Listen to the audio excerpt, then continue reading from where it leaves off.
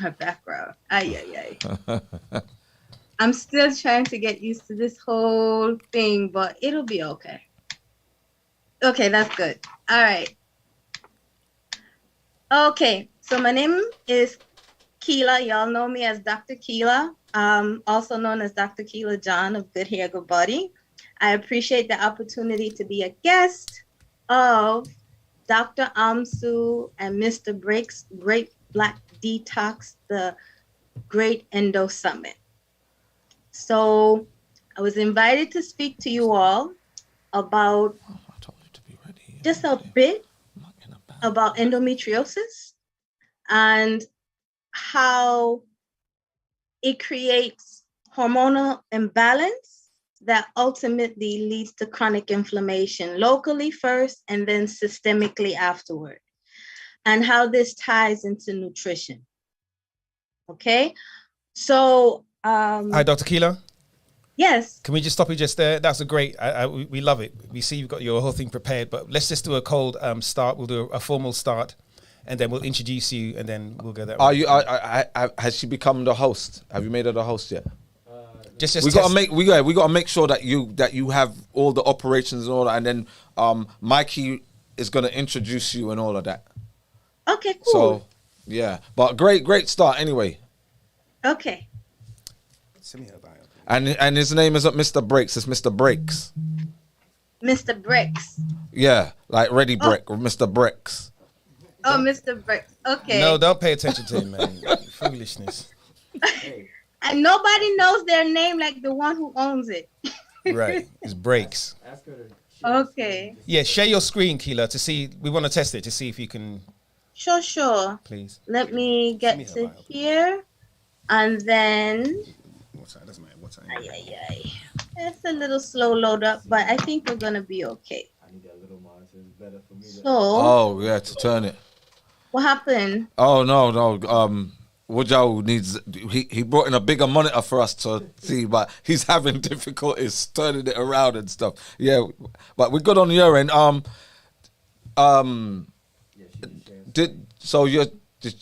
you already shared? I can share my screen. Yeah, share your screen. Let's see if we see it. I just want to make sure that it's gonna. Okay. Okay, I clicked it.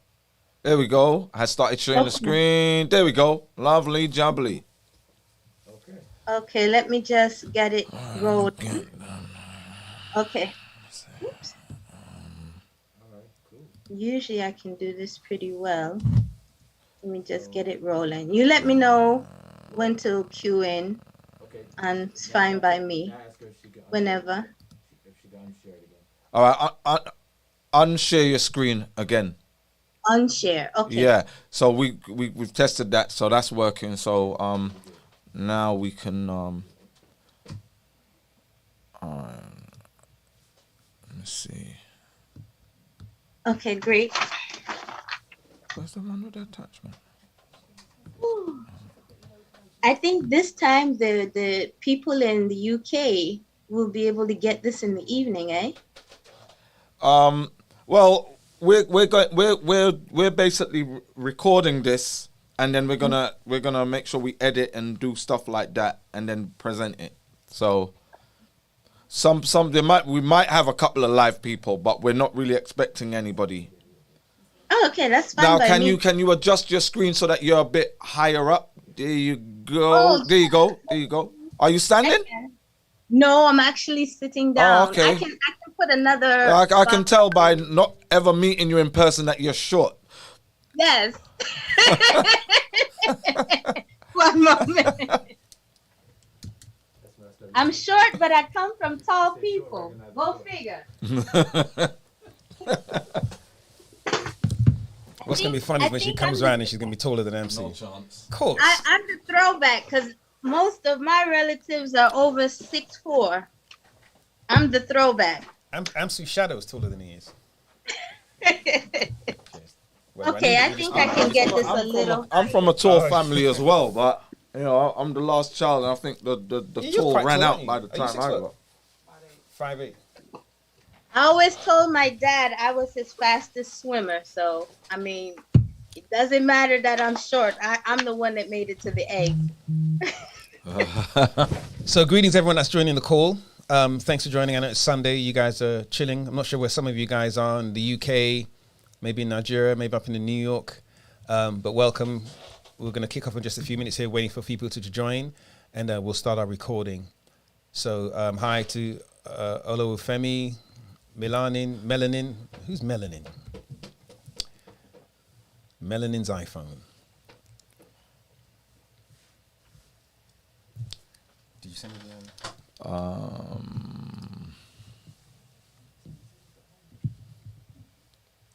Sent to your email. I was going to do an MC complaint.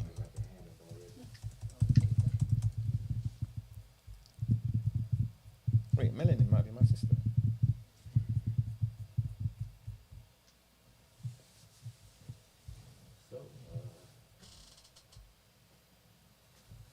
All right, there's a lot of silence going on at the minute.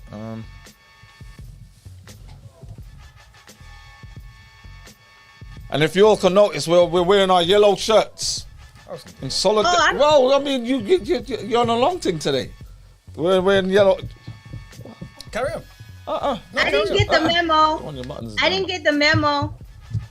About the yellow? I have yellow, but I didn't get the memo. Yeah, Dr. Amsu is not good. No, we don't want you showing us up with your yellow. And it's funny because you normally have yellow in your profile picture, right? So I normally do. Yeah. I just decided to pick whatever sweater worked today. Yeah. We went all out and actually dug deep into the wardrobe, into the men's closet. Okay. Our yellow representation. So you guys signal, we can start. We got Olufemi, we got Melanins on the call, and we can give me a signal. You waiting to get into YouTube? No, we're good. I'm waiting on you. Let's see. Man, we don't need to put this on YouTube live anyway. That's recorded. Yeah, all right.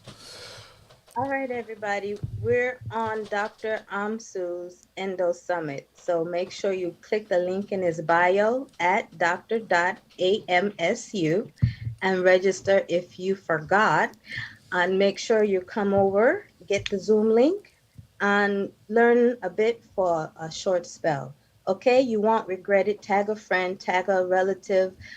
If you're a man and you have a wife or a daughter, somebody you know is suffering from this. And if it's your lady, it's affecting your intimacy. So don't delay. It's a free event. You can learn for free. Where can you do that? Most places in the world. All right, I'm heading back over to Zoom, you all. Thank you, Keela. All right, first, I think we should start off. We're ready, a hard start? Yep.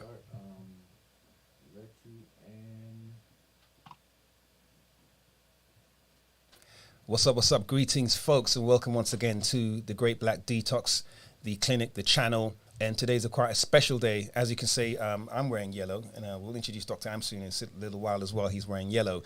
And a lot of you know, March in America is Endometriosis Awareness Month. And as you know, every year around this time, we host a number of conversations around endometriosis. We invite special guests. We create a panel. And we really try to expand the conversation about endometriosis, because as some of you may not know, Black women, African-American women, Black women globally suffer disproportionately from endometriosis, as well as many other female reproductive health issues. Why endometriosis is so important? Because it's the one that is the most debilitating. It's the one that causes the most pain. It's the number one cause for women going to hospital each month on a monthly basis. And there's just not enough being done about it. And more importantly, there's not enough being spoken about the solutions, the cures, what we can do from a lifestyle standpoint to minimize the amount of women, Black women who are contracting endometriosis and, a lot of times are missing the symptoms and then finding out when it's too late. So we want to welcome you all to the first of our Endo Summit discussions today, March the 6th, 2022. Yes, I'm putting a timestamp on it. And throughout the course of March this year, we'll be having various conversations and interviews all around endometriosis hosted by ourselves and our guests and our friends who are in this space as well. So without delay, I'd like to introduce the man of the hour on our side, Dr. Amsu. How are you doing, my brother? I'm doing great. And a bit tired. We were out last night spreading the gospel. Indeed. If you want to call it that. Yeah. And here we are today. knackered. Indeed. I'm mashed up. But yeah, endometriosis. This is something that since we've been doing fibroids, we always get hit up like, when are you going to do something for endometriosis? So we've been actively and proactively doing things for endometriosis, and we actually have our Great Black Endo Detox, right? Which the star of that show is Endo RX, which deals with chocolate cysts. It deals with the pain, adhesions, helps the body to remove scar tissue, and also implants to, help the body to get rid of implants that may be around the body. So if you don't know what implants are, basically every month during a woman's cycle, there's a point during ovulation or just after ovulation where the lining of the uterus, which is called the endometrium, thickens, hoping that a woman is going to become pregnant, right? If the egg is not fertilized, the lining is shed. Now, this endometrium is grown outside. When you have endometriosis, this uterine lining grows outside of the uterus, and it too thickens and grows, especially in response to estrogen signaling, right? And it causes scarring, it causes inflammation in various parts of the body. So there are different types of endometriosis, right? This is called endometriosis when that does happen. And with that inflammation comes the debilitating pain. Now, there's blood that often gets trapped in areas. So the blood that comes from the shedding of the lining of the uterus, that is a menstrual cycle, what is called a period. Now, that has a way out through the vaginal passage, but there's blood that gets trapped in various other parts of the body, and when it's trapped, it causes what we call adhesions or scar tissue. Now, that scar tissue causes a lot of pain, a lot of inflammation, and it also can cause what we call chocolate cysts that grow, that are full of blood, this trapped blood, and again, debilitating pain. So our Great Black Endo Detox is formulated. It's a group of supplements that together help to balance the hormones, because again, estrogen is at the root of the problem, right? And also addresses those symptoms and also provides the body with the nutrients that it needs to actually reverse the condition. So we have been actively doing things for endometriosis, and we just need the world to know, like the world knows what we're doing for fibroids. So, if anybody asks you, what are they doing for endo? Let them know they're doing a lot. We're doing a lot. All right? Indeed. And thanks for that. And over the course of the month, of course, you're going to be learning a lot about endometriosis and a lot about what we've been doing and what our partners have been doing to not just bring awareness to the disease. Of course, we're really about bringing solutions. There's enough talk about awareness month in, month out, in all different conditions, but there's very little talk about solutions, which is really what this summit is about, to start to talk to those particular points. So what we'd like to do without further ado is introduce our keynote speaker, our guest speaker for today's, the first penultimate Endo Summit for March 2022, and that's Dr. Keela B. John. And just to give you a little bit about her background, Dr. Keela's first lessons came at home, right? As many of us in the healing profession, Dr. Amsu, of course, we get accreditations from universities, but a lot of us, you tell a story all the time about your mum and when she had a hysterectomy and how you learned about those things at home. So Dr. Keela John first learned really about health when she was at home during her childhood.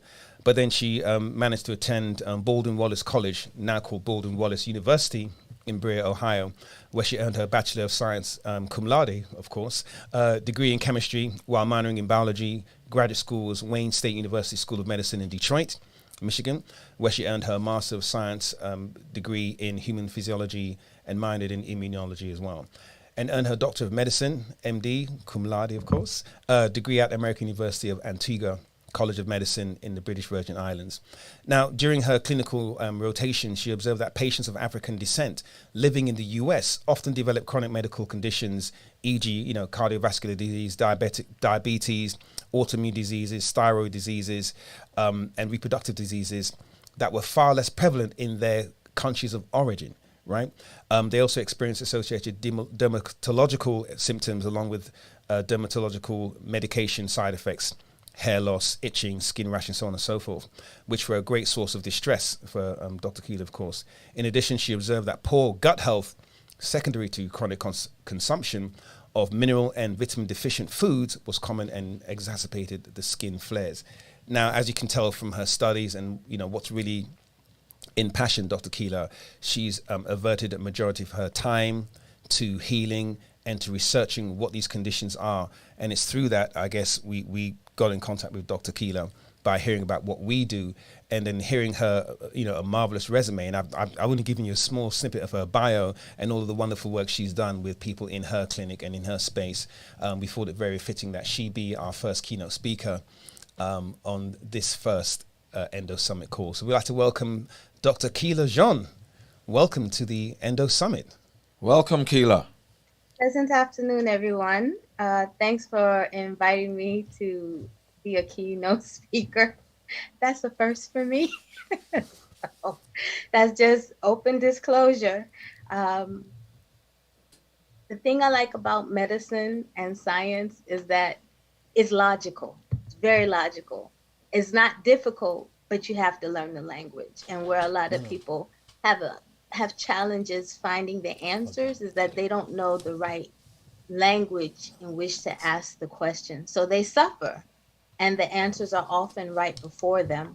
So we're just going to go over briefly what endometriosis is and how it links up with nutrition. Let me make sure I can make this screen as big as possible. I have to sometime go back and reload.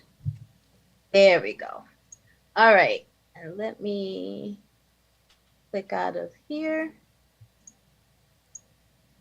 I'm trying to move this thing. Okay, so as I said, my name is Dr. Keeler. I'm the owner of Good Hair, Good Body. My full name is Dr. Keeler John. And thank you for that wonderful intro, Mr. Brooks and Mr. Larty. And let's get started. I made this really short because I wanted to leave room for Q&A. And I'm still having trouble getting this thing out of the picture, but no worries, we'll try to move it. So the key here is chronic inflammation. Chronic inflammation basically is one of the three mechanisms of disease, right? So you can have chronic stress, poor lifestyle habits, normal wear and tear, which is what they call aging. All of these things are epigenetic. They impact your genetic code, your genetic history. Your genetic history is represented by the soil, and each of us as individuals are represented by this plant, okay? The key to controlling a lot of diseases and eliminating them is one of three things: controlling inflammation, preventing rusting, which is also known as oxidation, and preventing mitochondrial damage. Those three things are vital because, number one, if your tissues are inflamed, they are not operating in their intended purpose. That's number one. Let's see. I'm trying to get this out. Does anybody know how to get this thing out of the picture? Because I don't. Okay. Number two, if you control inflammation, you control the ability of a tissue to get back on track, reestablish its purpose. I put this diagram here just to let you know that endometriosis is not unique in the process of inflammation, any tissue that incurs any amount of injury will become inflamed. And there are a number of mechanisms that occur that ultimately will lead to the death of that tissue if the inflammation is not corrected. So this is just something really brief. I know it looks like a lot, and technically it is a lot, but what I want to emphasize here is you also control inflammation. Oh, this is out of order.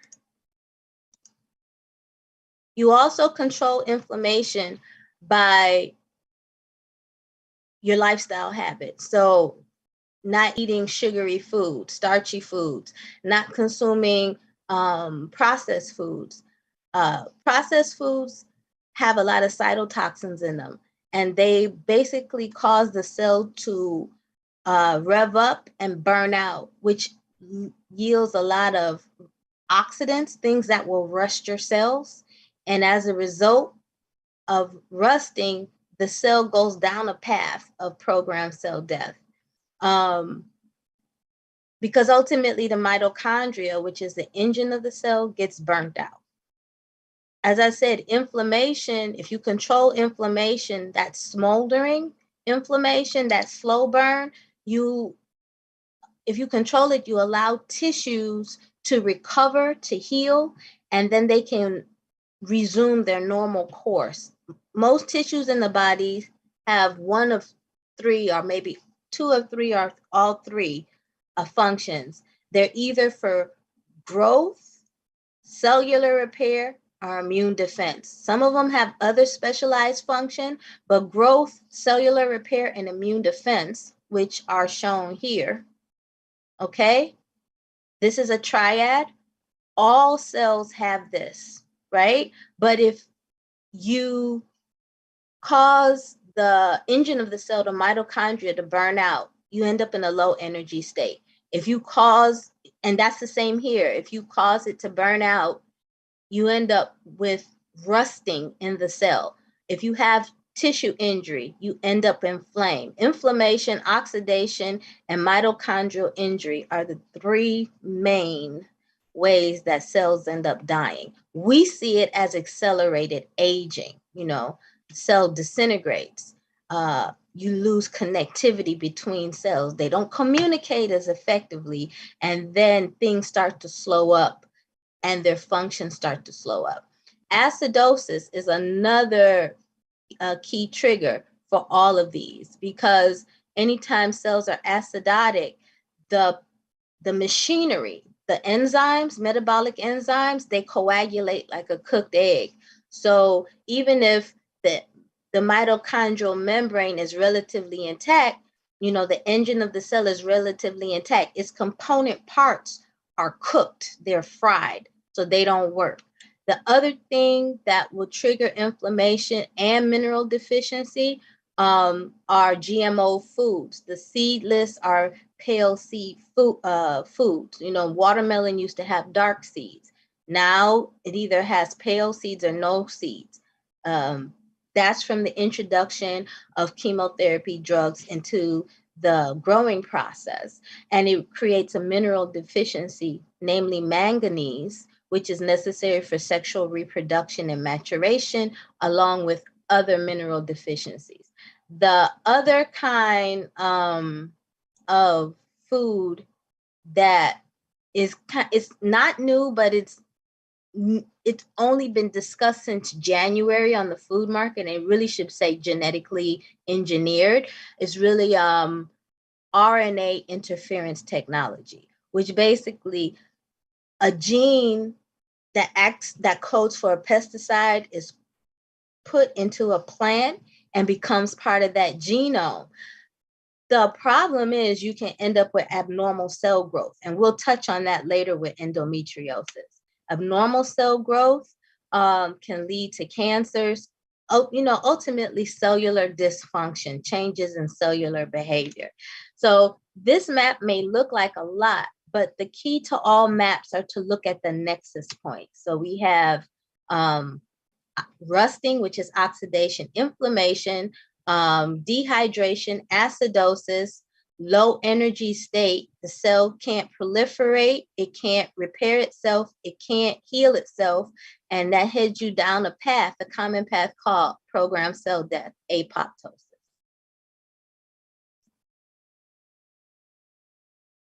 Let me see. It should move forward now. So one of the main things I'm going to focus on today is chronic and acute inflammation. Acute inflammation teaches us, whereas chronic inflammation burns us. So we don't function. So just in short, acute inflammation is that short-term inflammation where you have some tissue injury, and that also is a key in endometriosis. You have tissue injury at any level, and it initiates a cascade in which the injured tissue becomes very mushy because you have certain signaling molecules called cytokines, chemokines, all these things that change to cellular behavior and ultimately cellular structure. Blood vessels become leaky, immune cells start to leak out, and they tend to attack the injured tissue to clear out the damage so that there's nothing impeding healing. It's a normal process, right? So the first sign of inflammation is usually not temperature, but it will be an increase in heart rate. That will follow with an increase in temperature because you're also having increased blood flow to the damaged area. The tissue becomes permeable like a sponge. Fluid flows into that tissue, making it very thick. And as the fluid flows in, immune cells flow in also to attack the infectious agent or attack whatever foreign body is there and eat up the damaged tissue so that ultimately the tissue can restore itself. Okay, so this represents the cytokines just in spot areas destroying damage, clearing up the debris so that you have targeted destruction and cleanup. So we need inflammation. The problem is when that inflammation becomes chronic. So when I say chronic, I mean like 2 months or longer. Well, what ends up happening is that instead of you having flash spot, fireworks of immune activity in a damaged tissue, the damage spreads, right? And then you end up with this smoldering fire like the fires in California that totally destroy forests. The tissues smolder, they ache because you're also secreting pain signals like prostaglandins, other substances like substance P is elevated, and they activate pain receptors that ultimately go back to the brain and talk to the brain and tell the brain we're under stress, so you end up secreting more cortisol. That's the hypothalamic anterior pituitary adrenal axis. Okay, but in the process, these tissues get thick. So if any of you have had a swollen knee, you notice that knee may be bigger than the normal knee. You know, you get that swelling, that deluge of fluid, but it doesn't drain. Okay, and ultimately, you end up with, which is essentially fluid retention. The reason you get the fluid retention is that in chronic inflammation in the brain starts to shift. It's signaling from flight or fight to, oh, we're in this fight for the long haul. So what ends up happening is it starts to preferentially secrete vasopressin, right? Also known as antidiuretic hormone. In essence, you start to retain massive amounts of fluid. So your legs swell, the affected joint swells, a whole lot swells. That puts a lot of load on the swollen limb. And also a lot of load in the heart. And that's why we have to move, because that fluid gets caught up in the lymphatic system, which is a drainage system. The lymphatic system is both for drainage of fluid and it's a conduit for certain types of metabolic waste, especially fat soluble types. And it also is the highway, one of the highways in which our immune cells develop in lymph nodes. Okay. So ultimately, we end up with scar formation, like Dr. Amsu was saying. Why do we end up with scar formation? We end up with scar formation in both cases, but we end up with worse scar formation and areas of pain, pockets of fluid, because we can't clear the damage, right? And you'll see how this becomes an issue in endometriosis. But I just wanted to give you a rundown of inflammation without all the technical terms, right? So what do hair loss have in common with, what does hair loss have in common with hormonal imbalance, endometriosis, and fibroids? It may or may not surprise you. The key thing is your nutrition and your environmental exposures. Let me go back. Your nutrition and your environmental exposures. Okay. Why is that? Because in the previous slide, I showed you, we don't change our genetics, but we do change what we're exposed to in the environment. So if our environment, and both impact our hormones, you'll see that in a minute.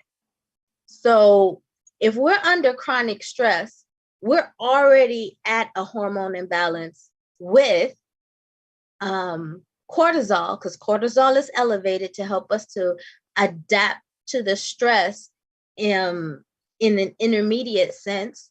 Epinephrine is elevated as a hormone and as a neurotransmitter, as is norepinephrine, because that gears up our cardiovascular system, our lungs, muscles, gut, everything, to redirect blood flow so that it's in the vital areas where we need to either run, attack, whatever, right?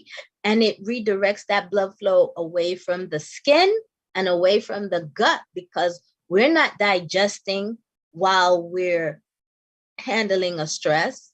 We need all that blood flow in our brains, our eyes, our heart, our lungs, and our muscles, okay? But if we cope with stress through unhealthy food choices, such as animal fat, high starch, high sugar, alcohol, right? Or animal proteins. Animal fat and animal proteins are broken down into acids, proteins into amino acids, fats into fatty acids. And then there's cholesterol, which is a whole other problem, because that is not that easily broken down. And when it is, it breaks down into a product, bad cholesterol, LDLs, and is absorbed. And it creates between the starch and the fat, you essentially become a jelly donut. Everything about a jelly donut is slow and sluggish. And that's exactly how your blood flows. And when your blood is sticky from sugar and the excess fat and cholesterol, you're more likely to make clots. You don't want that, because a clot in the brain is a stroke. A clot in the lung is a pulmonary infarct. It makes it very hard to breathe. A clot in the heart is a heart attack. A clot in the gut is mesenteric ischemia. A clot in the genitals is priapism in a man, very painful. All of those clots need to be cleared. A clot in the leg is actually, it can land you, if not caught early, in the osteopedic surgeon's office for amputation if you don't take it seriously. What all of this has in common with endometriosis and hair loss is that you're actually setting up a system of hormonal imbalance that redirects blood flow and nutrients away from where they are needed. So, and then you increase cortisol, which is going to also permissively increase thyroid hormone, growth hormone, and epinephrine. So with the epinephrine, your blood pressure is going to go up and you're going to burn fat, but not in the most productive way. With the growth hormone, you're going to increase your blood sugar. Thyroid hormone, yeah, you'll get that burst of energy, but for how long? And cortisol, you're going to release a lot of sugars into the blood from the liver, which is either making new sugars out of protein, or it's releasing sugars from the storage form of sugar, which is called glycogen, which is like a big tree of sugar. You'll see shortly why this becomes an issue with endometriosis as well as fibroids, because basically, when you're in a high blood sugar state, it impacts the synthesis of androgens, male hormones. And anytime your androgens go too high, you have body fat that has enzymes in it called aromatase that will convert those androgens into estrogen, which will basically make the endometriosis and the fibroids get bigger. Okay. At the same time, all this cortisol is basically causing a lot of hair loss. The hair cells are being accelerated from their growth phase into the shedding phase. Okay. The resting phase, which is catagen, and then the shedding phase, telogen. Sometimes they call part of it exogen as well. But all of these things are related. Now, in the endometriosis, you start with local hormone imbalance, but it quickly becomes a chronic hormone imbalance and a problem of chronic inflammation. So this is how, according to medical literature, endometriosis, which is the inappropriate placement of endometrial or endometrium-like tissue in other parts of the body other than the uterine lining. So there are places in our body that are seasonal. Our skin is seasonal, our scalp is seasonal, our gut is seasonal, from the rooter to the tutor. And for a woman, her entire uterine lining is seasonal. Basically, there are changes that occur according to nutrient availability, as well as the background hormonal picture, the sum of it. Okay. Now, what you need to know is you can either develop endometriosis when you have reflux of menstrual flow outside of the uterus through the fallopian tubes into the peritoneal cavity, which is the space where the reproductive organs sit, and behind and superior to that would be the gut, the intestines, and anterior to that would be the bladder. Okay, that whole area is peritoneum. It's not a big space. Okay, and the way our creator designed it is supposed to be low friction. You're not supposed to have a bunch of sticky stuff in there. But when you have endometrial lining that migrates outside of the uterus and gets in those areas, and that endometrial lining is seasonal, just like the endometrial lining in the uterus. It bleeds, and that blood is an irritant that disturbs the cells as it breaks down and yields acids, and that initiates inflammation. So transplantation of uterine tissue, particularly active uterine tissue that's seasonal, right? It's going through its cycles of proliferation, bleeding, and shedding. Okay, that is what they call an endometriotic explant. Now, that explant can go to anywhere else in the body as well. Okay, brain, eyes, lungs, anywhere. Chest, doesn't matter. It can migrate. The second way you can get endometrial-like tissue in other parts of the body is when you have stem cells, right? Stem cells, particularly stem cells that are remaining from ovarian development. So as the ovaries develop in the fetus, the cluster of cells, the Müllerian cells, they travel down a certain path. And wherever they travel, sometimes little bits of cells get left behind, but they remember their programming. Well, that is, as maturation occurs in a human female, a woman, you know, from adolescence all the way through fully mature reproductive years, you know, that tissue will remember its programming and will be seasonal. It will proliferate, it will bleed, and then it will degrade. Well, as before, that tissue bleeds, that blood is an irritant, and it will cause inflammation wherever it resides in the body. Okay, and then the other type of transformation of endometrial cells is you have layers of endometrial cells, right? Just like in the forest, you have the grass, you have brush, you have shorter trees, and then you have these tall trees. So the endometrial lining itself is cyclical, but always you have these basal stem cells, right? At the very bottom layer near the connective tissue that connects up to the muscle line. Well, if those basal stem cells undergo a genetic change where they are they're maturing, which is differentiation, and then proliferating, making more of themselves.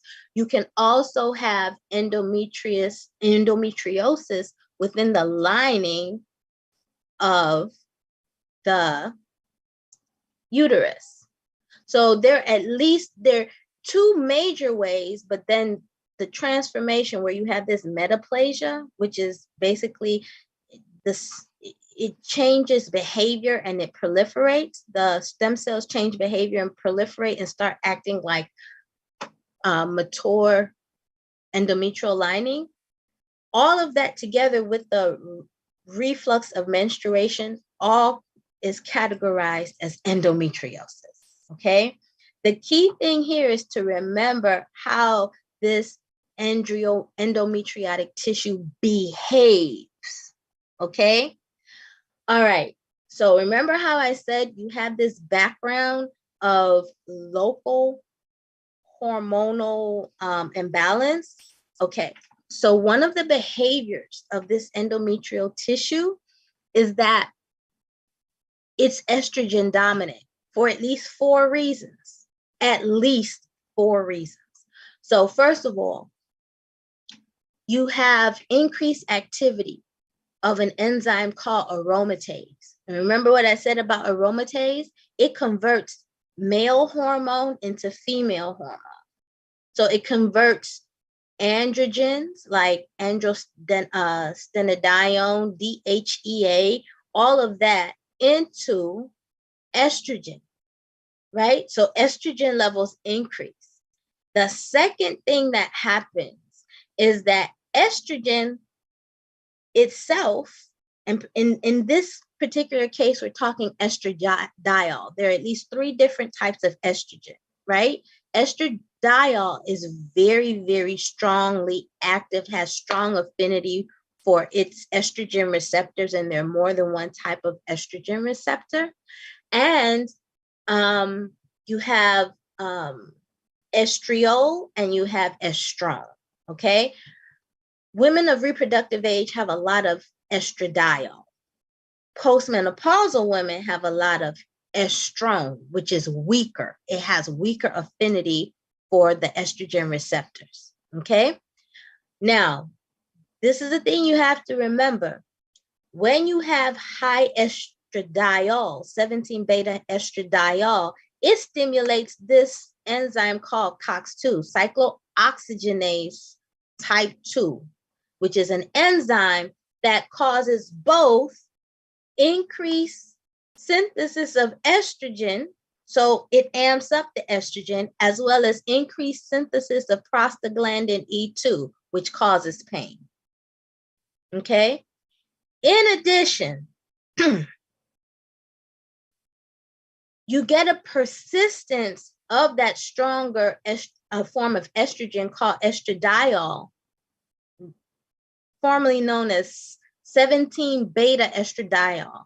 It persists because you end up having a downregulation, meaning a decrease in synthesis and activity of 17-beta beta steroid dehydrogenase, which would normally convert 17-beta estradiol into its weaker form, which is estrone. Okay, so this is the thing you have to remember. Oops, let's go back. Didn't mean to click it. You essentially have estrogen dominance all by itself because estrogen, oh, I forgot two more. Estrogen increases the production of more estrogen receptors, and particularly beta estrogen receptors. So chemically, endometriotic tissue is not biochemically the same as regular endometrial lining because you have more beta forms of the estrogen receptor. And that plays a role in how the body perceives pain, okay? And deals with inflammation. I didn't put that slide up because I was afraid that one was going to be a little too confusing. Please put your, okay. I just wanted to make sure I wasn't missing any questions.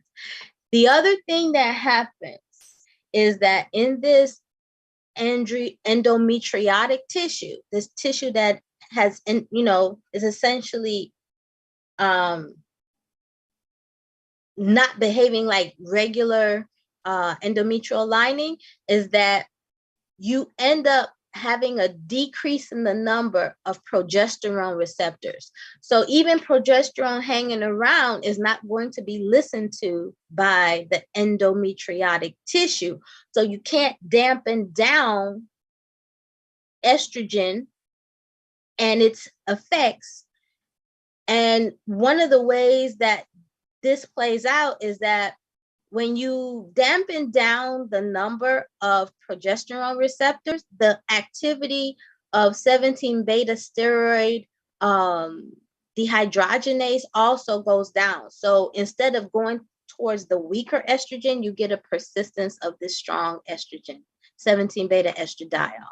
So the whole thing in and of itself is it creates an estrogen dominant environment locally where that endometriotic tissue is.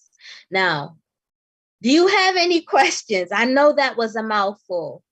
And actually, I simplified this because there are more moving parts and pieces to this, but I basically kept it in categories to make it easy. I don't care if you have a medical background or not. You really need to get this because if you understand the behavior, you learn how to change the behavior of the tissue with nutrients, with food, with rest, with movement, with all these lifestyle changes, okay?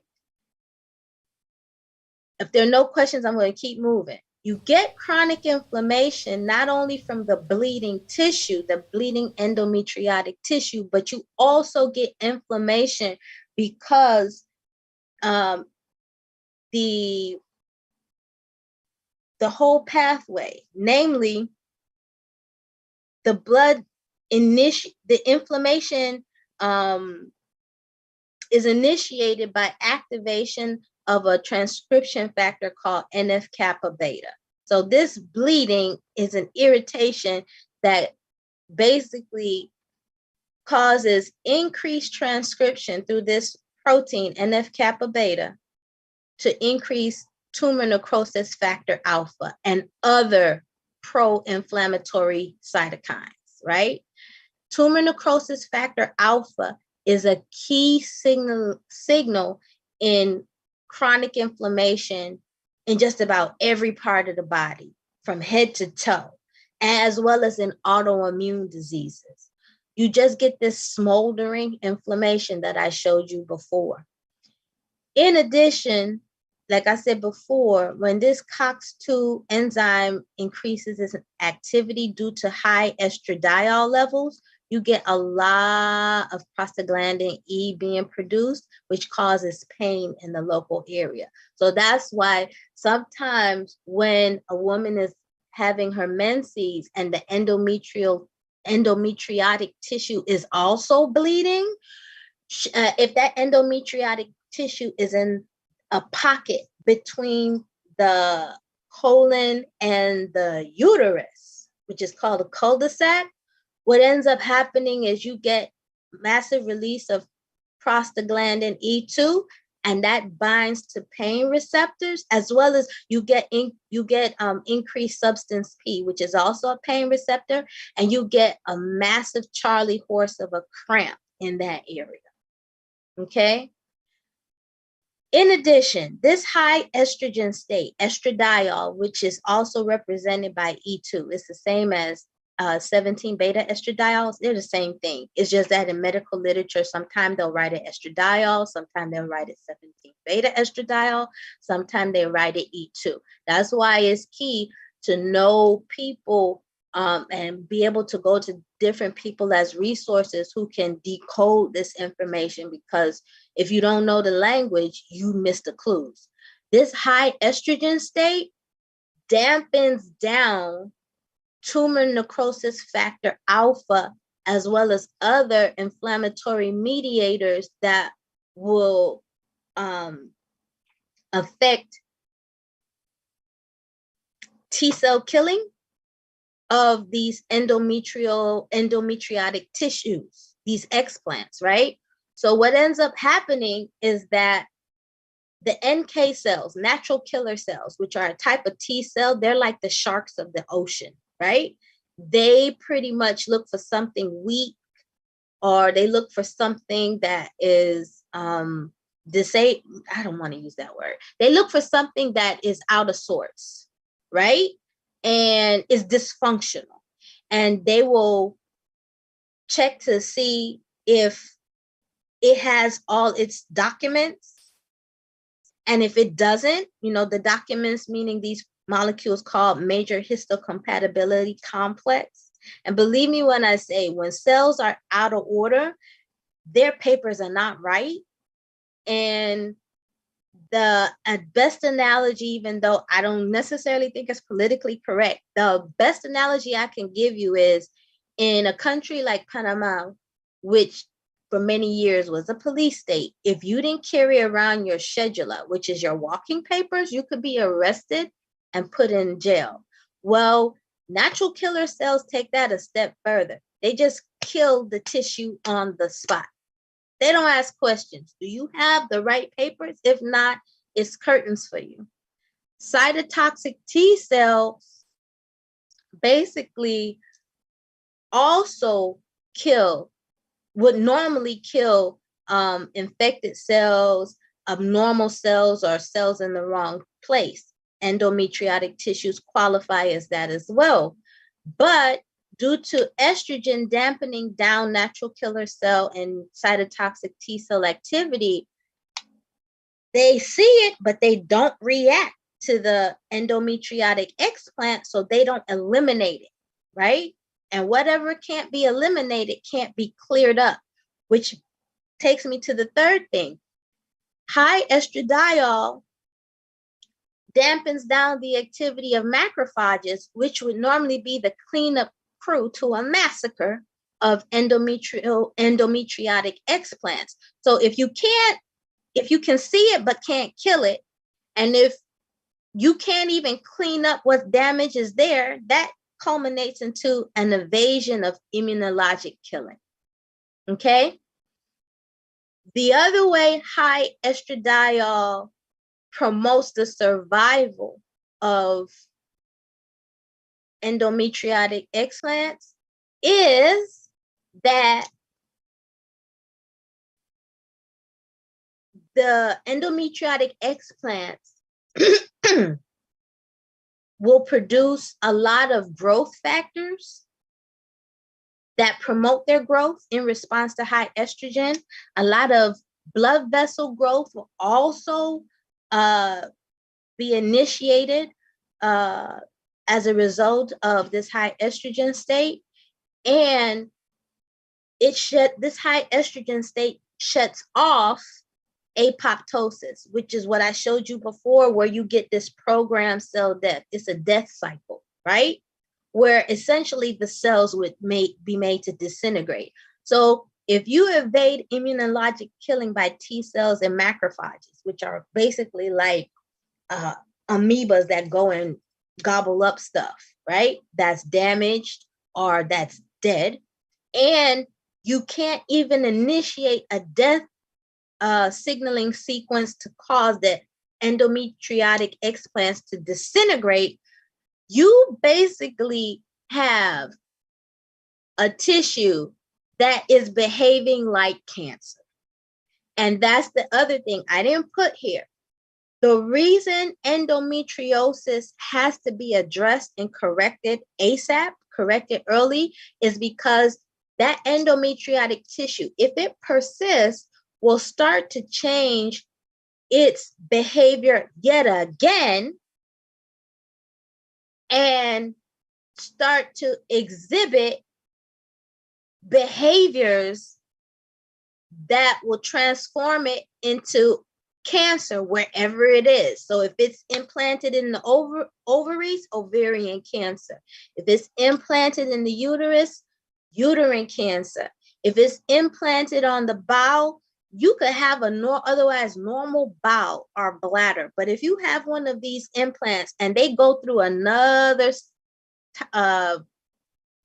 identity change, right? Where they start changing their immunologic expression of signals to be more like cancer cells, you essentially are going to have either bladder cancer, bowel cancer, ovarian cancer, uterine cancer, or peritoneal cancer, or wherever that explant is, cancer in that area. Let me check to see if there are any questions. Do polyphenols assist with slowing cell degeneration or metabolic syndrome? If so, are all polyphenols equal? So I'm going to get to that, right? I'm going to get to that. Okay. So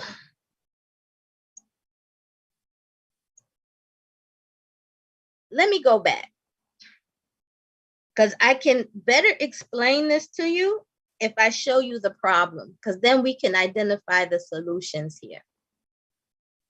Whew, that was a lot. So you see this thing called aromatase? I'm going to get to the polyphenols in a minute. This thing called aromatase, this enzyme, is really prevalent in the ovary, very much prevalent in body fat.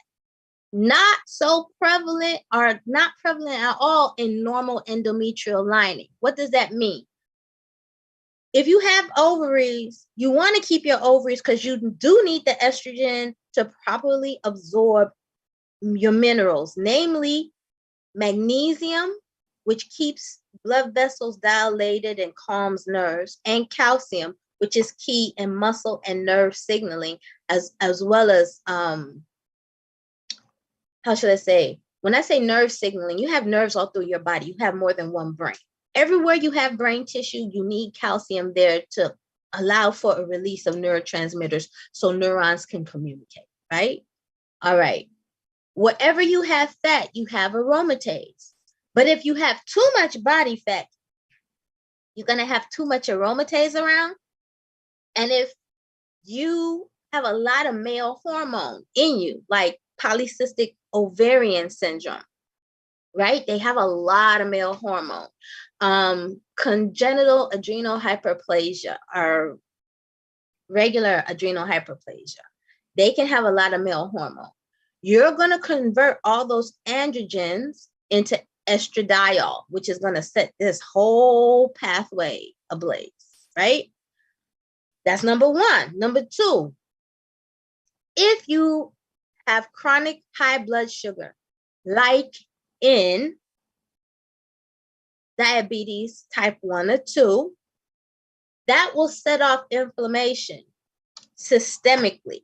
And then you add on top of that endometriotic explants, right? In situ, meaning in the uterine lining or in the peritoneum or wherever they are, okay? That's going to cause spots of bleeding outside of the uterine cavity. You're going to add to that inflammation. That's where your polyphenols come into play, right here, right? Because what your polyphenols have a tendency to do is that they are strongly anti-inflammatory, individually, but even more so collectively. Now, polyphenols are these molecules that have a resonance structure. So when I say resonance, they have an ability based on their structure to store up a lot of energy in the form of electrons. We're not going to get too deep in the chemistry, but they're like rings attached to rings attached to rings. What also has that ring structure, multiple ring structure? You have melanin, chlorophyll, zeaxanthins, all these retinoids. You have vitamin E, vitamin K. You have even vitamin D. But the polyphenols have the biggest capacity to store energy, so they can donate and receive energy from different molecules and tissues around that may be unstable. And as they donate charge to those tissues that don't have enough charge because they've been oxidized, rusted, right? Or they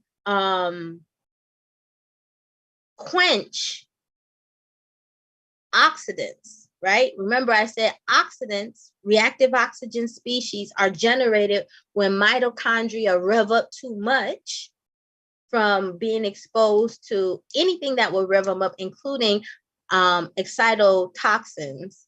MSG is just one type of excitotoxin. Let me just give you a major clue about excitotoxins. Excitotoxins tend to be salts, but they're not always salts, and they're flavor enhancers. Anything that's a flavor enhancer and is synthetic is going to be toxic to your mitochondria as well as all your cells, right?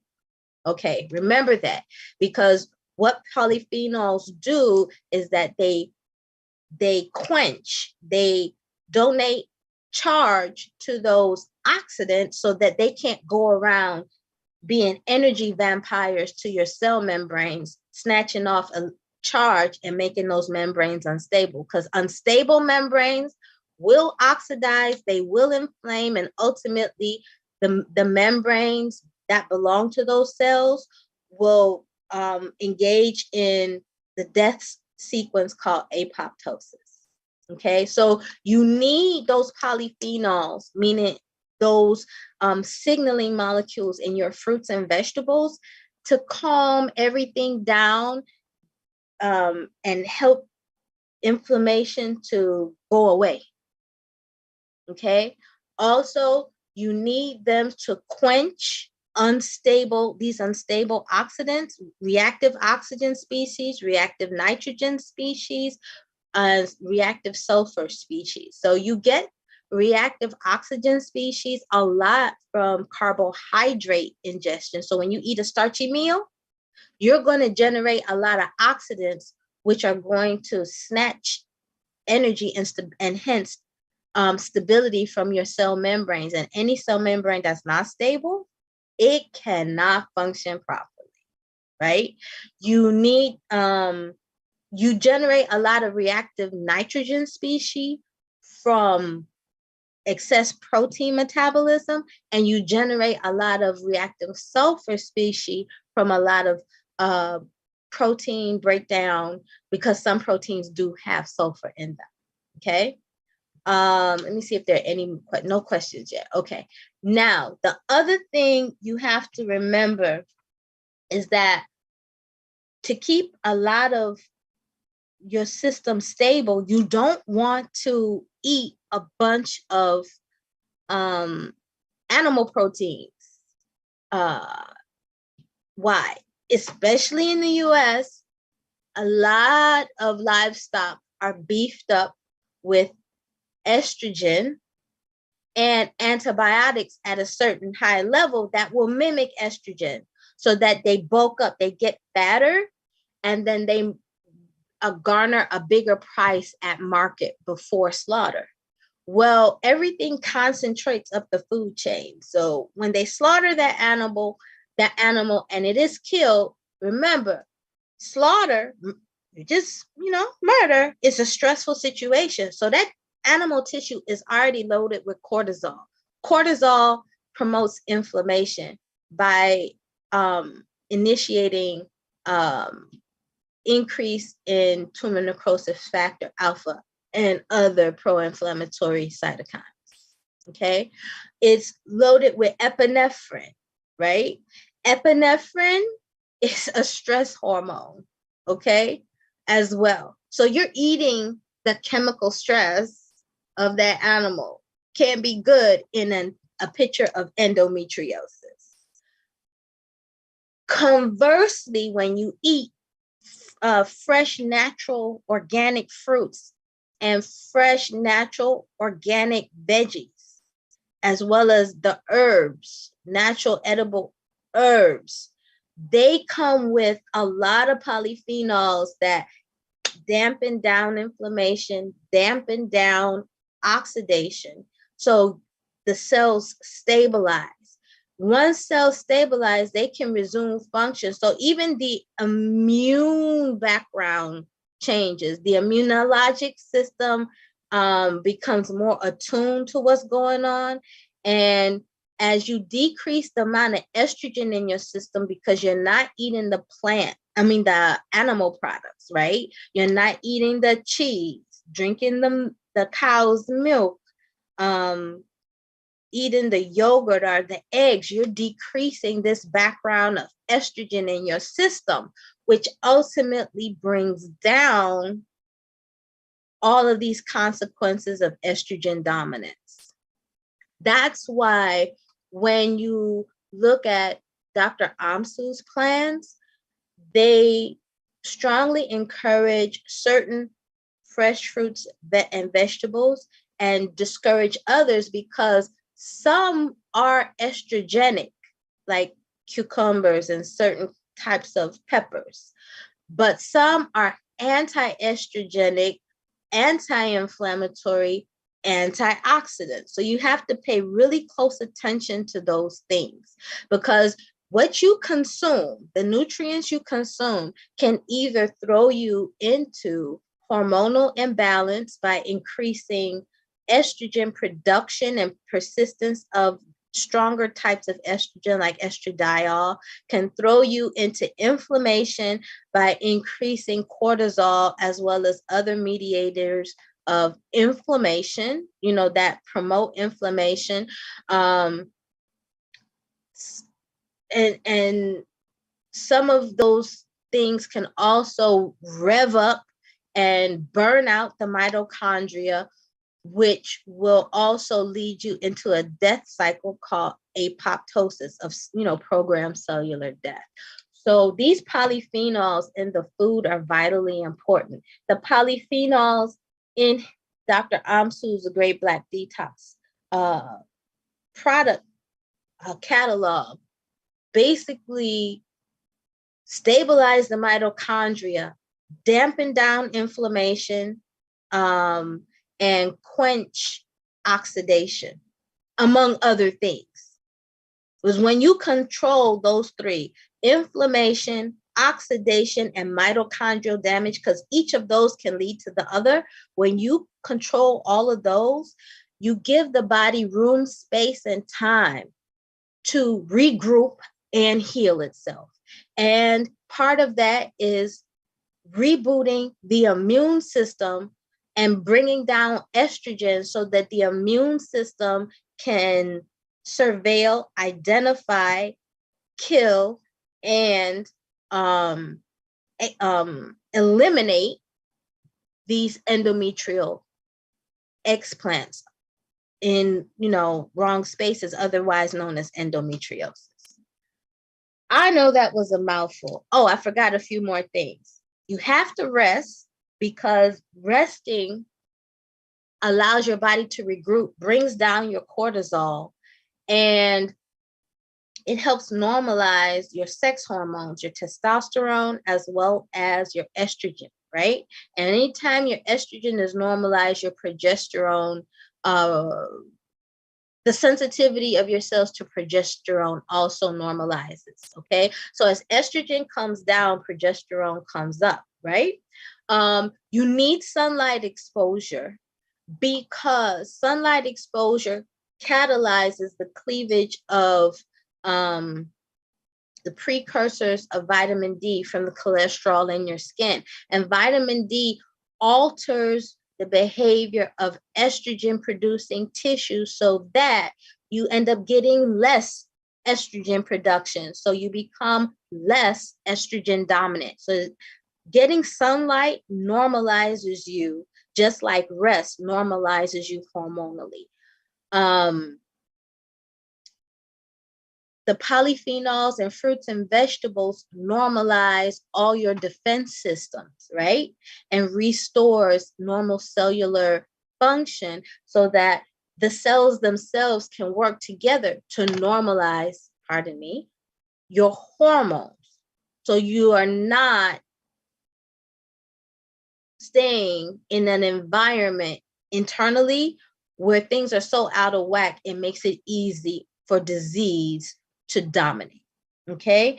And you have to hydrate, because hydration is, drink water. You can either drink your water, preferably coconut water, because it's mineral rich, which will make your metabolic enzymes work that much better so that your mitochondria work more efficiently, right?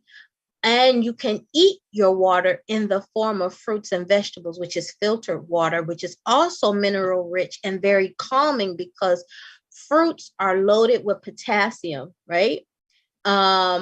Vegetables are loaded with potassium, magnesium, and chlorophyll. Chlorophyll in and of itself is a polyphenol.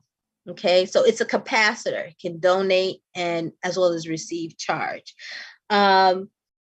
And you have to remove the bad foods, because as long as the unhealthy foods, the processed foods, the high sugar foods, high salt foods persist, as well as the cytotoxins in those foods persist, you're going to lean toward a picture where you're chronically inflamed, your cells are rusting, your mitochondria are overworking, and it's ultimately going to lead to cell death and accelerated aging. And in the case of endometriosis, what will happen is, as long as you're feeding your body these unhealthy foods, as long as you're feeding your body these unhealthy foods, you're going to increase your estrogen level anyway, and it's going to feed more growth of the endometriotic tissues, the endometriosis, and the fibroids. And is going to stress you out, because you're going to wonder where all of this pain, discomfort, abnormal bleeding is coming from. It's going to change your hormonal picture to one where your hair falls out. Are there any questions before I go on? There was no way I could have put all that prevention on one slide. It was easier to talk it out. So, Dr. Keeler, thank you for that. And I know you have a little bit more to address. So we did have some comments and questions in the chat. I know you did cover at least one of them. Listen, guys, if you're on the chat or you're in the WhatsApp, sorry, if you're on the WhatsApp, let me know. Yeah. But if you're in the YouTube or you're on the Zoom, please let us know if you have questions. Now, I know you did address one question. I think Colin had another question, which is, what is the best approach to inhibit the estradiol assault? Are there any known dietary triggers that send signals to this area? I think that may have been a little way back, but I don't know if you're able to address that. And I'm sure you did address some of that already, but just do a recap.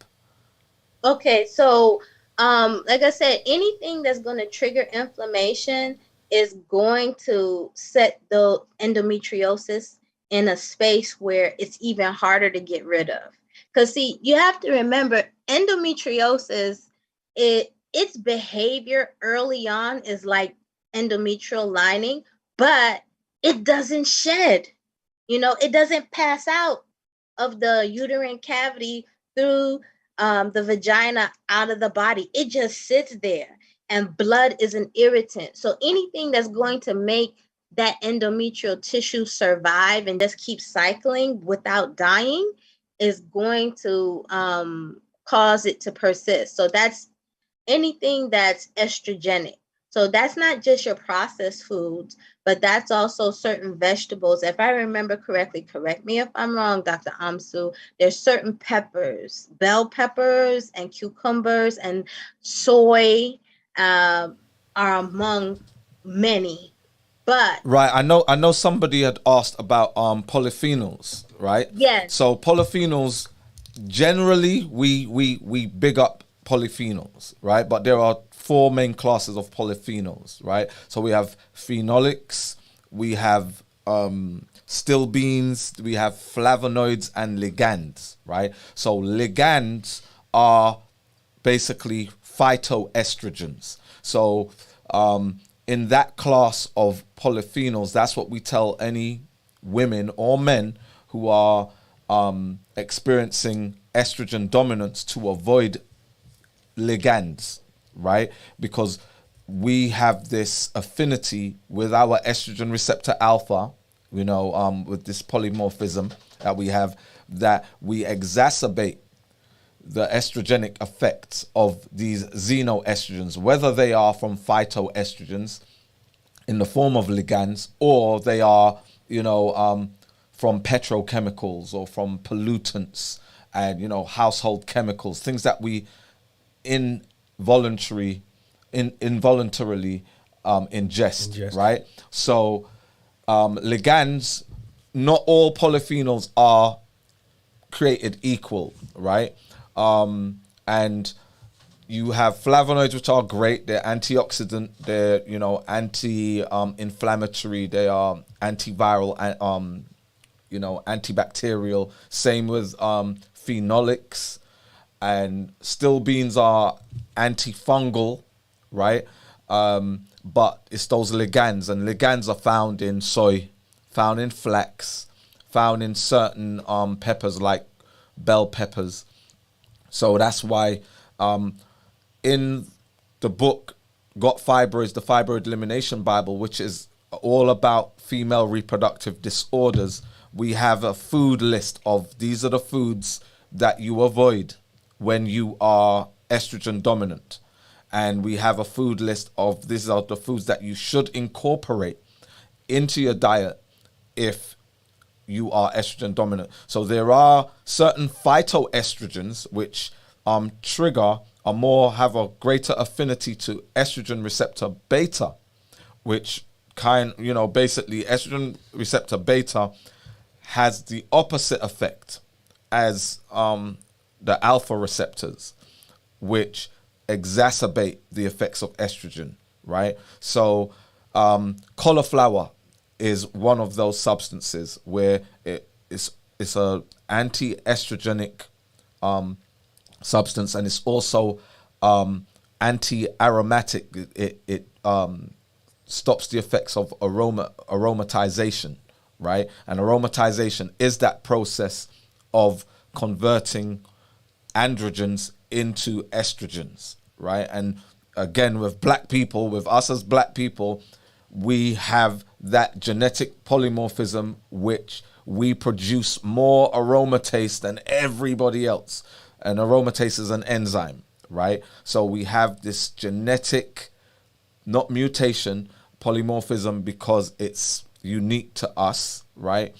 That we exacerbate the production of aromatase while we exacerbate the effects of estrogen. We upregulate, we have this affinity. So, you know, we have to be very careful with what we put into our bodies. So I know Dr. Keela was speaking about certain foods and that which we should avoid. And also there's alcohol.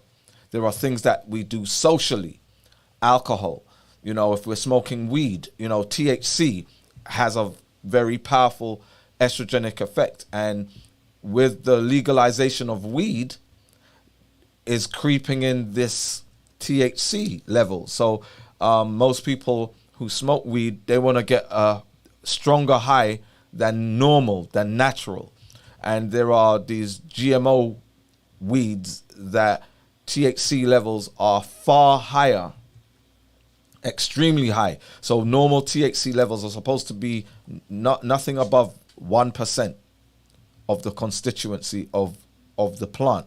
But now we're talking about 50%.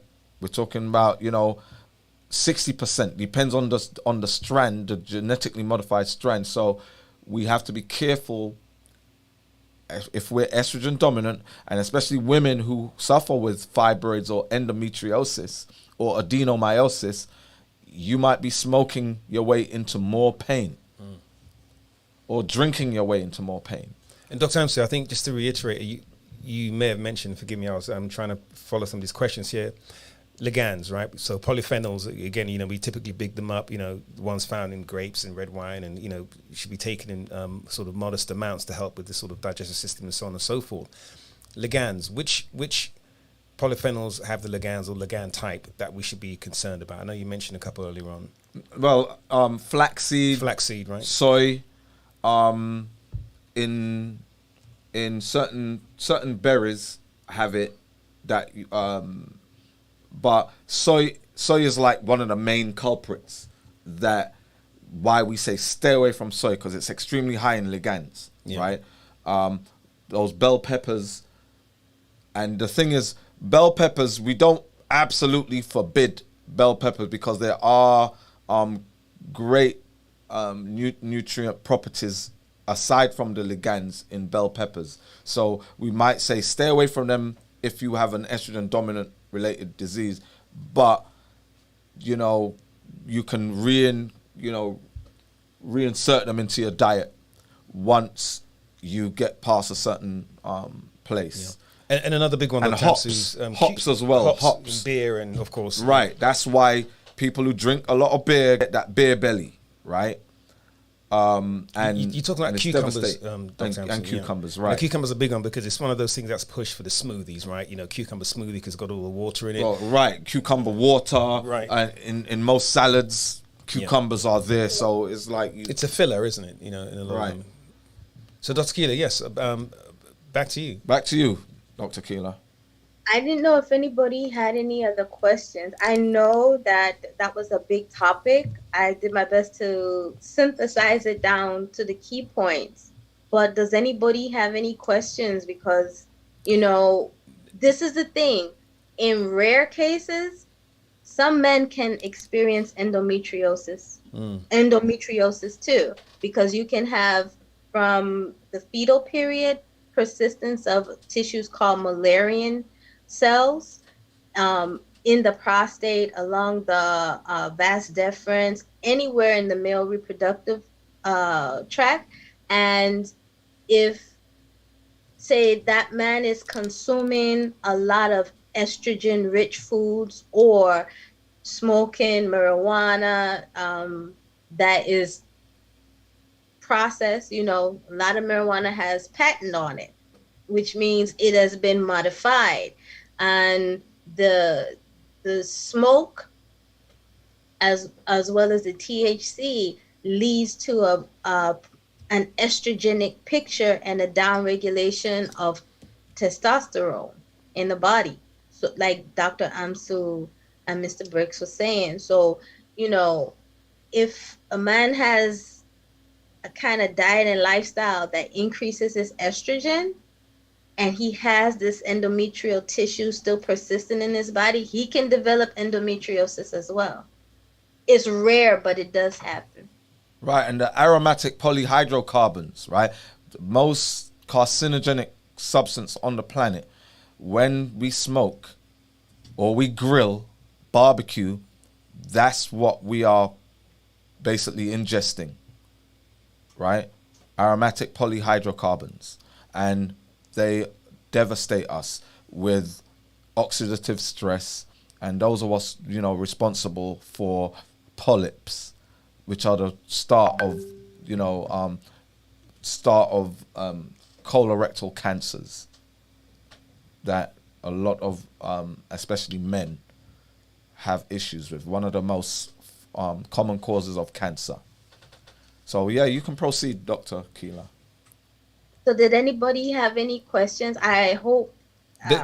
There was one Okay. other question in the chat. Dr. Amsa, just going to, does it matter what type of cucumber, which particular, Leave them out. leave them out? Colin was asking. Leave them out, Cole. So, Now, I will, okay. just very quickly, Dr. Key, just for housekeeping. Now, we do need to end this session maybe just a little bit before 5 p.m. Eastern time. We have another session starting just after. So just, I don't know, I'm not saying she wrap it up right now, but just make you sort of mindful of the time, Dr. Keela. Okay, so I just wanted to show you all a few more things. So let me go back here. And so I wanted to show you something. Listen, I get more questions. Anything that Dr. Amsu deals with, go to him for. So all of the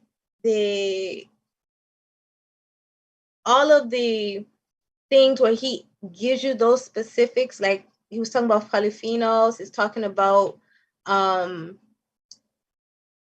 different things that change your whole hormonal profile. Make sure you go to his page at the greatblackdetox.com. Type in your info, right? What your top 3 chief complaints are, chief medical concerns, and do that. Follow what the recommendations are and purchase those products. From personal experience, I've avoided surgery behind taking a number of his products. Not just female reproductive surgery, but also knee surgery, major arthroscopic surgery. They work. They really do work. If you need extra information about like the background of the human anatomy, how the gut is like your landscape, what medications change your hormonal profile and set you up for hair loss, as well as other endocrine diseases, hormonal diseases, you have a lot of books here to choose from. And we also address how early childhood trauma affects how we use food and other behaviors to manage stress and gut feelings. I map it out for you very simply. And then I give you a challenge. So you can purchase these individually or collectively. They're on pre-sale right now. I keep it super simple because I know not everybody has a medical background. It's okay. You will understand it. And none of the books, I don't think, are more than 50 pages. Some of them are less, but I really condense it down for you because we're in a time where we're still Barack, very favored and blessed that we still have doctors to go to and nurse practitioners and such, but a lot are leaving the profession for various reasons because medicine absorbs so much of your life. You don't really get a chance to live it. And rather than have one more restriction placed, some people are just saying, that's it for me.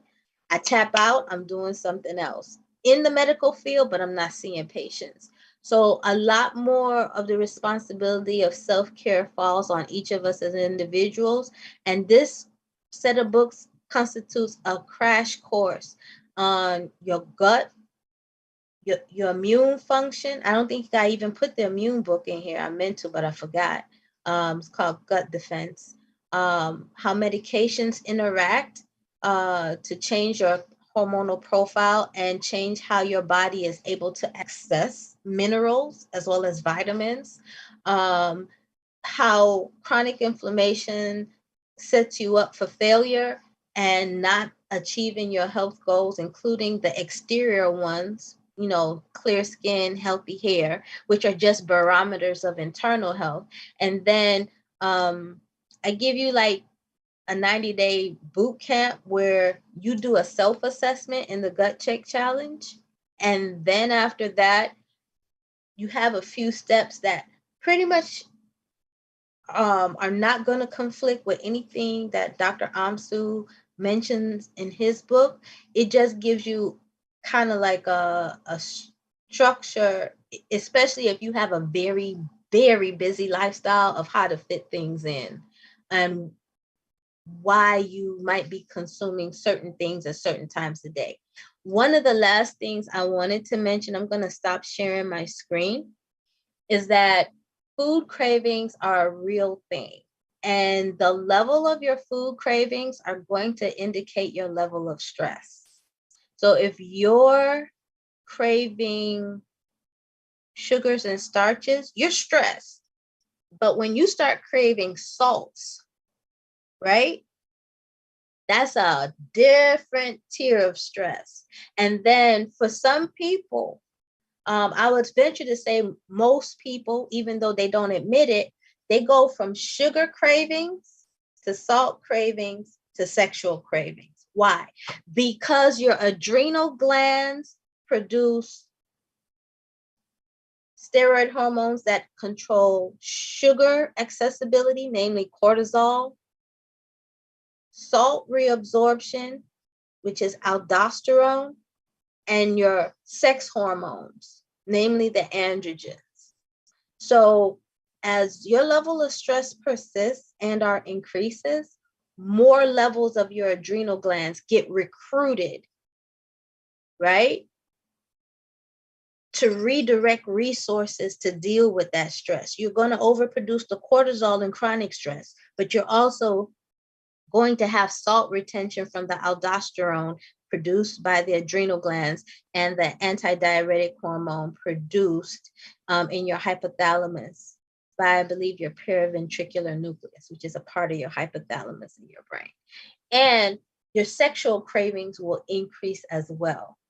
So when you experience that, one of the best things you can do is exercise, rest, rehydrate, restore your mineral balance with fruits and vegetables, right? And the beauty about fruits and vegetables is that they contain soluble as well as insoluble fiber. The soluble fiber in fruits, namely pectin, binds up excess sugars and fats. So you don't get this spike in your blood sugar and you don't end up with a bunch of fat in your blood that will predispose you to having a bunch of bad cholesterol hanging around, LDLs, that predisposes you to develop vascular injury and clots, right? And you also have hydration, natural hydration, filtered water in the fruits. You need that sunlight to recenter you because in addition to producing that vitamin D, which is going to dampen down your estrogen synthesis in your body so that those endometriotic explants don't have a field day with you, you're also going to increase your serotonin, which is going to adjust your mood. to a more favorable picture, you'll be less depressed, right? And at the same time, you're producing more melatonin so that when night falls and your body starts to cool, right? You find it easier to drift off into sleep and to stay asleep, which is the time where everything is restored. And in the early morning hours, if you're less stressed, you don't produce as much cortisol. So you're not feeding that inflammatory process all over again. And if you're not overproducing cortisol, you're not underproducing testosterone. So for a man, that means you'll preserve a normal, healthy libido, right? And functionality. And for a woman, the same. And also your estrogen level won't go out of whack because you have a balance between your cortisol, your aldosterone, which controls salts, and your sex hormones, all produced by the adrenal glands. I hope that helps.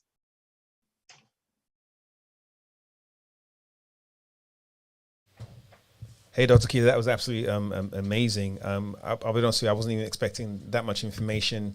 We truly appreciate that. We love the questions that were coming in. Now, unfortunately, we are running out of time, but are there any questions in here? I'll have a quick look into the chat. Now, we did have a hand raised earlier on. Now, iPhone, I'm not sure which iPhone it is.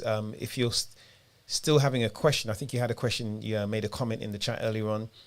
iPhone, do you have a question? If you could unmute your camera and your mic and let us know. iPhone may have stepped away. Hi, it's Tanya. I thought it was Tanya. Didn't I say it was Tanya, Dr. Ramsey? I don't know why it says my camera can't access. I wonder, because I'm on my cell phone. Let me see. I don't know what I was supposed to send this to my laptop. I'm sorry. I just had a question. And it's a weird question, so forgive me. When it came to estrogen dominance, because I don't have it anymore, but I used to have the endometriosis. I don't know what happened, but whatever it is, I'm happy. So I'm wondering. I mean, in my head, I always wonder if, because I'm the child of a heroin addict and I was born a heroin baby, if those gave me, a disadvantage is the way I'll say it, a disadvantage. So I feel like I'm working double hard to make sure that, all those early beginnings, like my mother being exposed to all the stuff she was exposed to and me being exposed, it's kind of like puts me at a disadvantage, I feel. But I guess because it's gone now, it changed my eating and my way of living. Maybe that helped, but is that possibility that things like that affect those things like endometriosis and fibroids even more because you're at a disadvantage on the start? Sure. We got mine tomorrow. Dr. Amsu, do you want to take this one? I thought you would want to take it, Keela. I don't mind taking it, but I'm being respectful of the platform. No. This is I want you to answer it because you're on a flow. Okay, yes, so definitely. anything that would throw off normal steady state, normal equilibrium, whether you were exposed to it in utero, as a fetus, or let's go even further back, whether you were exposed to it while you were still an ovum in your ovary. Because if we're going to be real, a lot of us incur a lot of, we're experiencing a lot of things as we ambulate this earth based on things that our grandmothers and great grandmothers, as well as our fathers, experienced.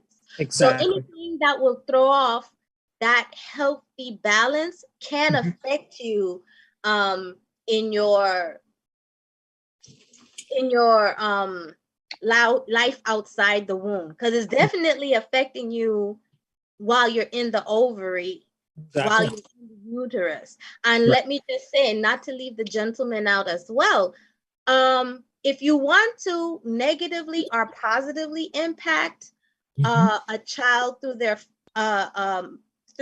paternal line, you either nurture that male child in his formative years, or you create stress for him in his formative years. If you create stress for him in his formative years, the impact on him epigenetically, the impact of his environment on his genome will be experienced not only by his children, but by his grandchildren and at least his great grandchildren.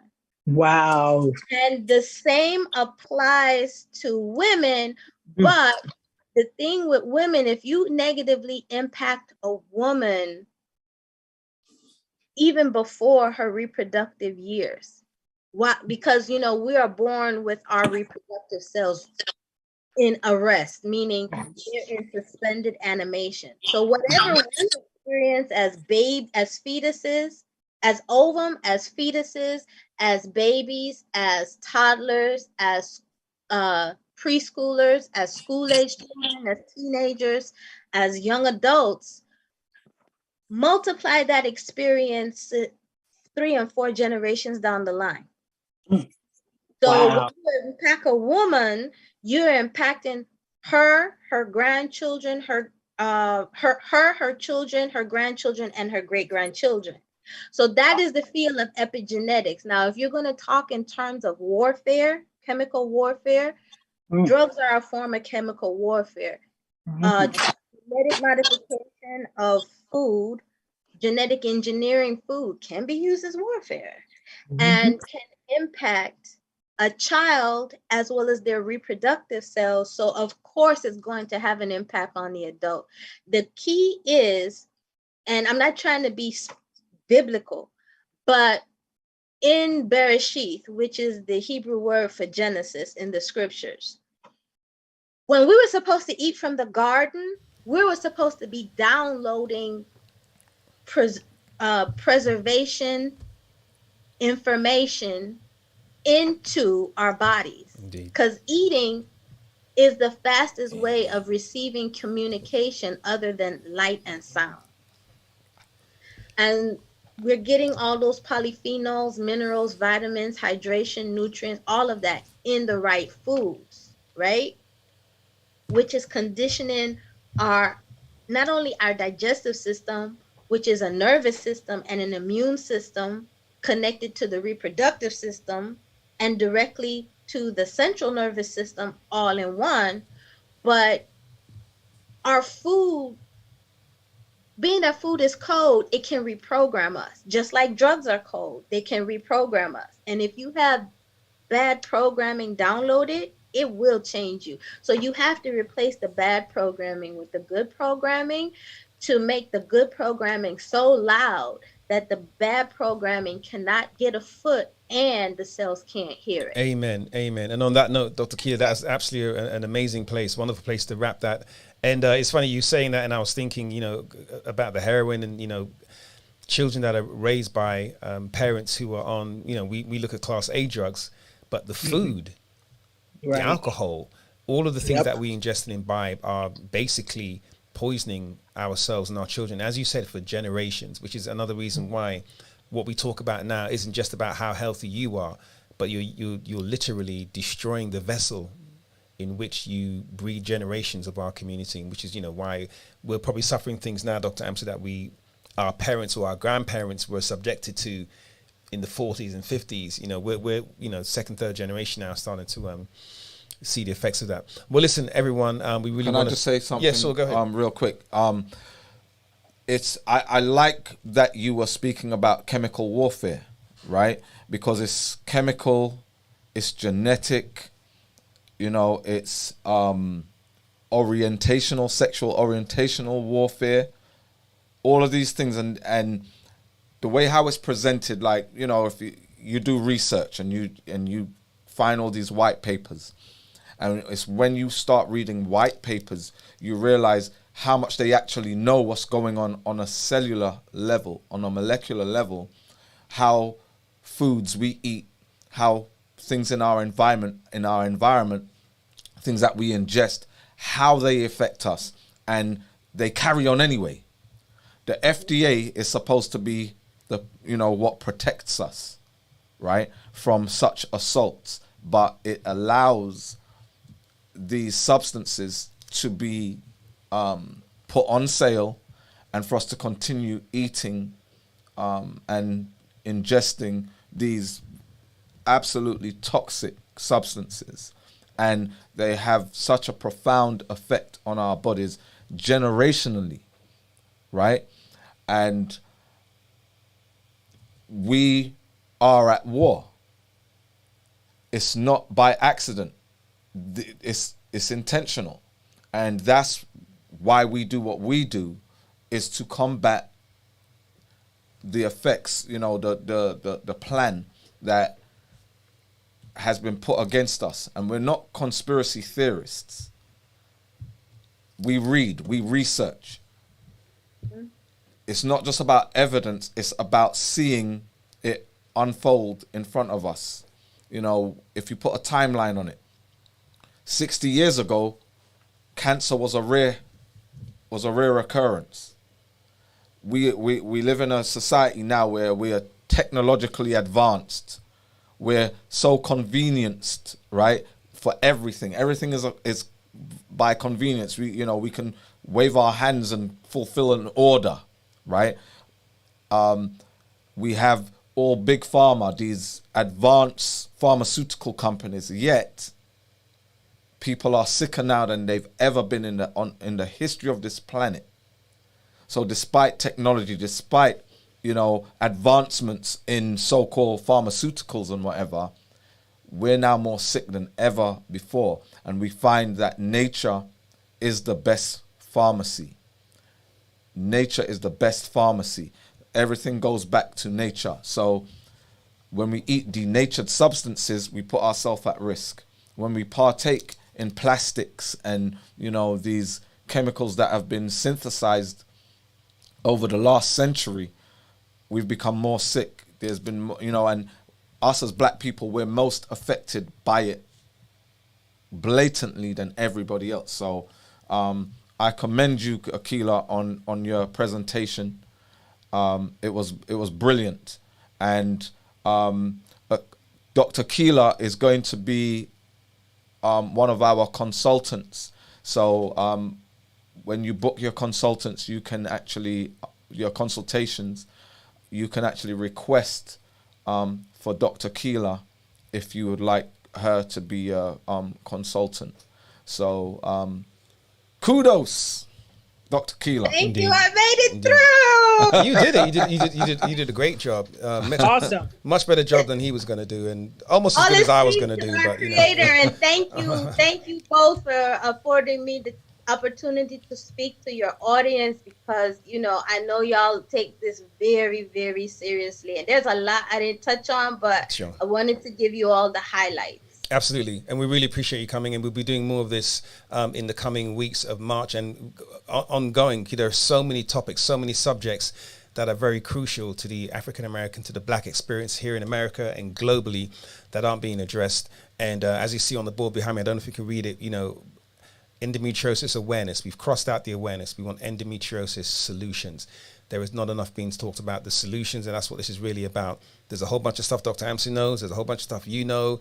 Even our listeners are calling in with their own life experiences. A couple of things that you know. I know a couple of things, you know, apple and pears. But it's amazing. And over the course of the month, you're going to be hearing stories from people who are actually endometriosis sufferers, and you will hear how varied their experiences are. It's unlike some other conditions where the symptoms are fairly, sort of cocooned within a very small range of symptoms. Endometriosis, as you said, Dr. Keeling, you've also talked about Dr. Amsu, the endometrious tissue can grow in so many different places, causing so many different experiences, which is why another reason why it takes so long to diagnose, because they overlook the symptoms, or they suspect the symptoms are in fact indicative of something else, when it is indeed endometriosis. But anyway, listen, I want to thank everyone that joined the call, everyone that had questions. Again, please stay in tune for the course of the month. We'll be doing more talks on endometriosis, raising the solutions. We're raising awareness to the solutions. How does that sound, Dr. MC? And listen, get your yellow one. We're going to be representing yellow as many times as we can keep the dry cleaning going this month. I'll do it too. It's not an easy color to wear more than one day in a row, I'll tell you that. But again, we want to thank everyone for joining, and please remember that we'll be starting some new sessions as well during the weeks. We'll be moving some of the times around, so we will be doing our weekly sessions, again, just moving the times around, but we'll send a notification out about that. Dr. MC, last words?